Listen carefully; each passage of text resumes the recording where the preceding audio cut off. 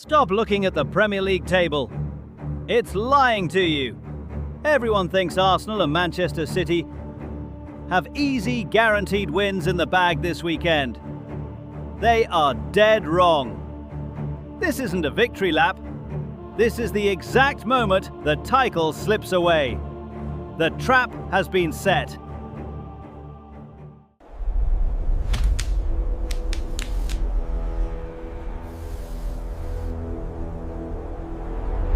Welcome to the 90th plus.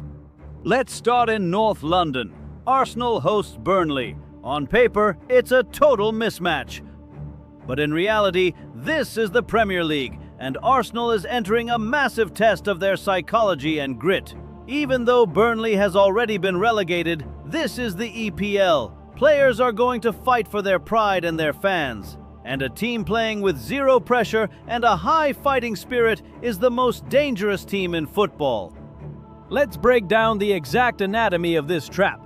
Burnley is the more relaxed team, but facing a title contender like Arsenal, they can't afford to go toe-to-toe.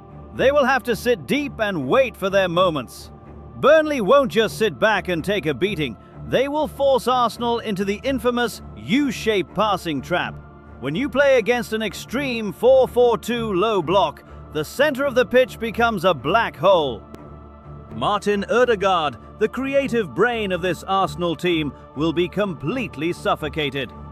However, in Arsenal's current situation, even though Odegaard hasn't been in his best form recently, against a deep-lying Burnley, they desperately need his creativity.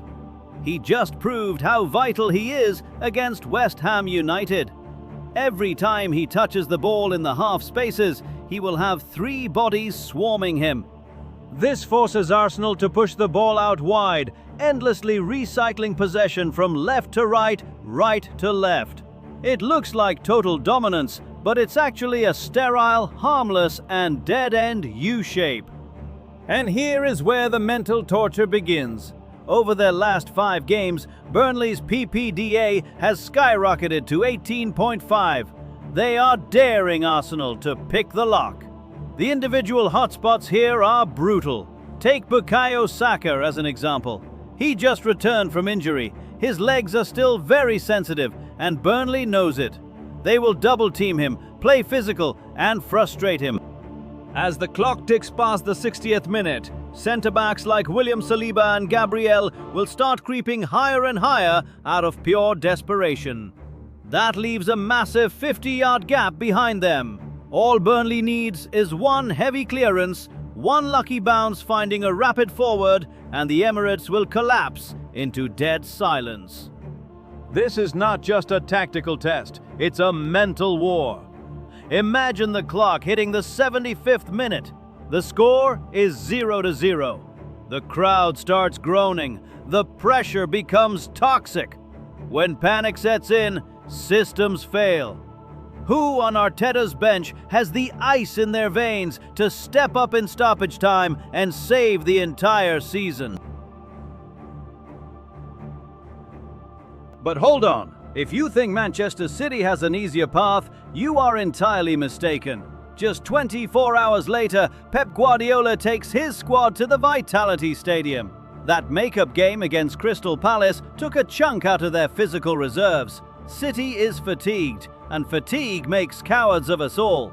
The data doesn't lie. City's high-intensity sprints dropped by nearly 15% after the 60th minute during these heavily congested weeks. Now they face Andoni Iraola's Bournemouth, a squad still hunting for a European spot. Let's talk about the specific tactical nightmare Iraola has prepared.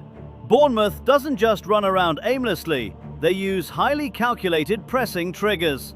They will let City's centre-backs comfortably hold the ball, lulling them into a false sense of security. If City loses focus for even a split second, it's a guaranteed rapid counter-attack for Bournemouth. The trap snaps shut. 2 or 3 Bournemouth players will break with explosive speed. Those are the situations that will put City's defense on red alert. And let's talk about the physical mismatch up front. Mark Gahey is an absolute warrior, but playing 3 games in 8 days ruins your explosive burst. When a fresh, aggressive Bournemouth striker isolates a physically drained City defender like him in a one-on-one sprint, he can absolutely be outpaced. At that point, tactics don't matter anymore. It becomes a pure physiological battle, and right now, City's tank is flashing empty. One sloppy pass in the midfield, one rapid counter-attack, and City's title defense is blown to pieces. This isn't just about the players. Look at the managers. In the press conferences this week, you can smell the anxiety. Pep Guardiola is constantly rubbing his head, complaining about the schedule, a classic sign that he is terrified of his team's physical limits. Mikel Arteta is trying to project calm, but you can see the tension in his jaw. They both know the horrific truth about the Premier League. It doesn't care about your beautiful football. It doesn't care about your possession stats. History warns us about the month of May. It is a graveyard for heavy favorites. The league becomes a monster that feeds on fear. We have seen legendary teams crack under the weight of expectation when facing opponents who have absolutely nothing to lose.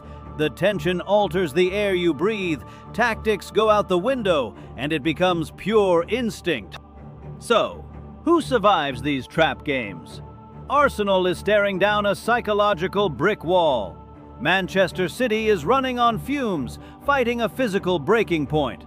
Both are vulnerable. Both are exhausted. I am calling a shock result this weekend. Matches aren't won on paper. They are survived in the dirt. The trap is set.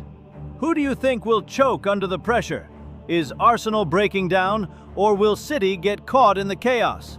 Drop your boldest predictions in the comments below. Hit subscribe to join the 90+ network, and I will see you after the final whistle.